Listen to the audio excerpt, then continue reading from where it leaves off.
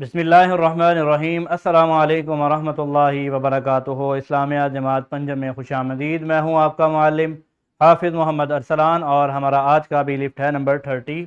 تو چلتے ہیں ہم اپنے بی لفٹ کی جانب۔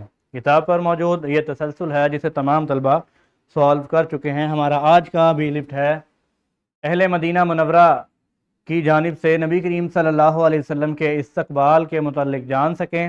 ہجرت مدینہ منورہ کے حوالے سے سیدنا ابو ایوب انصاری کے کردار کے متعلق جان سکیں۔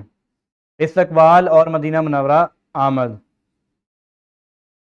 نبی کریم صلی اللہ علیہ وسلم نے، جیسا کہ آپ نے پچھلے لیکچر میں بھی سماعت فرمایا، کہ 3 دن غار ثور میں گزارے۔ اس کے بعد آپ نے دوبارہ مدینہ منورہ کی طرف روانگی کا فیصلہ فرمایا، حتیٰ کہ دشمنوں کی کوششوں کے باوجود آپ علیہ السلام خیر و عافیت کے ساتھ مدینہ منورہ پہنچے۔ قبا کی بستی۔ مدینہ منورہ کے قریب ایک بستی تھی جس کا نام قبا ہے۔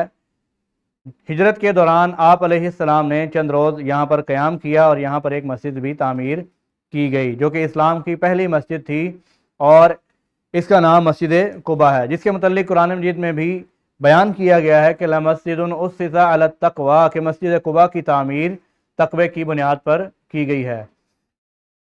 مسجد قبا کی تعمیر کے بعد کچھ روز قبا کے مقام پر گزارنے کے بعد نبی کریم صلی اللہ علیہ وسلم مدینہ منورہ کی طرف روانہ ہوئے، اور جب آپ علیہ السلام مدینہ منورہ کی گلیوں میں داخل ہوئے تو آپ علیہ السلام کا نہایت ہی پرجوش اور والہانہ استقبال کیا گیا۔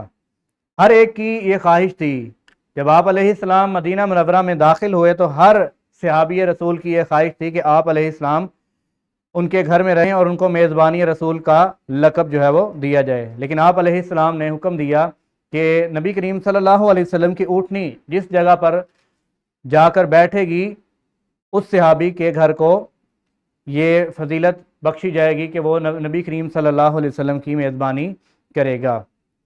اس دوران اللہ کے حکم سے میری اونٹنی کو چھوڑ دو، اس کا راستہ چھوڑ دو، جہاں اللہ تعالیٰ کا حکم ہوگا میری اونٹنی وہاں پر بیٹھ جائے گی۔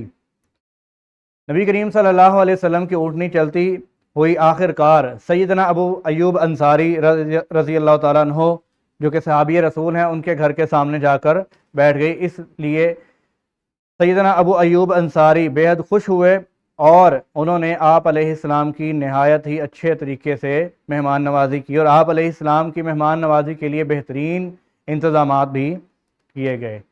7 ماہ کا قیام۔ نبی کریم صلی اللہ علیہ وسلم نے سیدنا ابو ایوب انصاری کے گھر میں مسلسل 7 ماہ تک قیام فرمایا، اور اسی ایک عمل کی وجہ سے سیدنا ابو ایوب انصاری کو ایک لقب دیا گیا جو کہ ایک عظیم لقب ہے، یعنی میزبان رسول، جنہوں نے نبی کریم صلی اللہ علیہ وسلم کی میزبانی کی ہے۔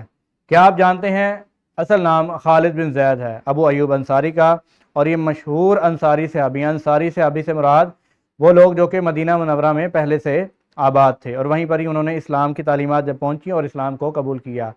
آپ رضی اللہ تعالیٰ عنہ ہر غزوہ میں شریک رہے آپ علیہ السلام کے پاس۔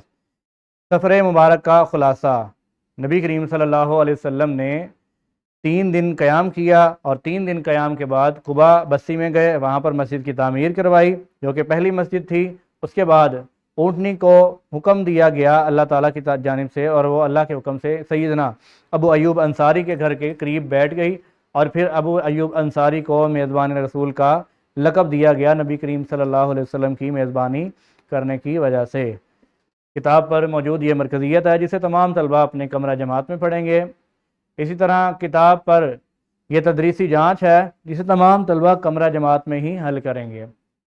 کتاب تمرین و جائزہ پر اس لیکچر سے متعلقہ آپ کو یہ نکھار ملے گا جسے تمام طلبہ اپنے گھر سے سالو کر کے لائیں گے۔ اپنا خیال رکھیے۔ السلام علیکم ورحمۃ اللہ وبرکاتہ۔